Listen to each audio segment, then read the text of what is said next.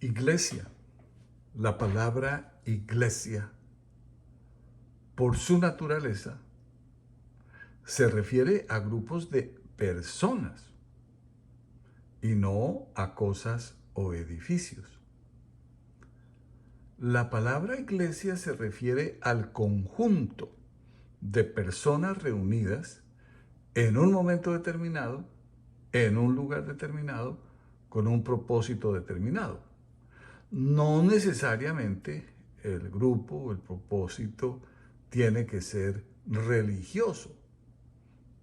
Es una palabra del idioma que no necesariamente es exclusiva del idioma religioso. Existen grupos o hay grupos que son secretos. Las personas de esos grupos secretos se conocen entre ellos. Hay grupos públicos y existe un grupo invisible físicamente de personas. A los grupos públicos, con el objeto de establecer el carácter del grupo de personas, es necesario darles un calificativo, darles un nombre para saber cuál es el propósito de ese grupo. El grupo invisible físicamente es la única iglesia verdadera de Dios. Existen grupos autollamados, grupos falsos autollamados iglesias. Esos grupos se caracterizan porque son grupos de personas que desconocen totalmente la Biblia, la palabra de Dios, en los idiomas hebreo y griego en que fue inspirada. Solamente conocen las traducciones equivocadas de la Biblia que han sido traducidas de estos idiomas. Estas personas de estos grupos autollamados cristianos pretenden equivocadamente cumplir los supuestos 6.468 mandamientos que supuestamente tiene la Biblia. Son grupos de personas esclavas que por su ignorancia han sido sometidas a una o más personas o asociaciones de personas, quienes a estas personas se les roba dinero. ¿Con qué objeto? Con el objeto de mantenerlas muertas espiritualmente o de matarlas espiritualmente. Aquí ustedes pueden ver una imagen de lo que las personas que no conocen la Biblia piensan que es iglesia. Esto no es iglesia porque no se refiere a personas, sino a un edificio. Estos edificios no son diseñados ni construidos por Dios. Dios solamente construyó el tabernáculo en el desierto y el templo de Jerusalén. Dios dice muy clara y específicamente en este capítulo 17 de Hechos que Él no habita en ninguno de esos edificios, ni recibe la supuesta adoración de las personas que se reúnen con ese propósito equivocado en esos edificios. Dios tiene solo una iglesia, una comunidad invisible, la que está escrita en el libro de la vida. Esas personas son las personas que Dios ha salvado del estado de muerte espiritual natural y está compuesta por 3 grupos de personas. Hay unas personas que ya están en los cielos, las personas salvadas que ya murieron. Están las personas de Dios que están en la tierra y las que están por nacer antes del fin del mundo.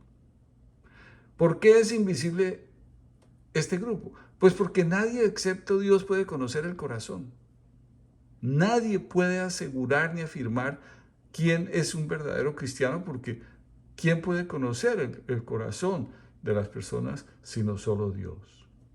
Hay una definición de la iglesia de Dios en la Biblia que dice que son los hechos santos por obra de Cristo Jesús y que por eso tienen el nombre de santos, y igual que todos los que en cualquier lugar son hechos anunciar el nombre de nuestro Señor Jesucristo, Señor de ellos y nuestro.